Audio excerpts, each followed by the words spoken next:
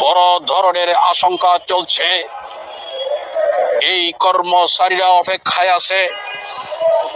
দ্রব্যমূল্য, মুদ্রাস্ফীতি সবকিছু মিলিয়ে 2015 সালের বেতন কমিশনের উপরে যে বিশাল ব্যবধান কর্মচারী অঙ্গনে সৃষ্টি করা হয়েছে, এই মহার্ঘ ভাতা কমিশন কি করবে তার দিকে চেয়ে আছে।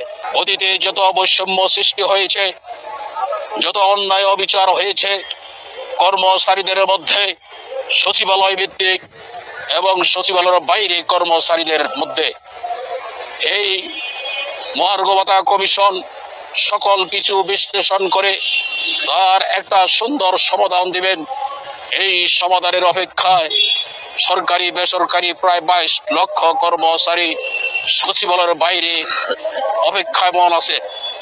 আমরা ইতিমধ্যে, আপনারা জানেন, মাননীয় প্রধান উপদেষ্টার দপ্তরে আমরা আবেদন জমা দিয়েছি।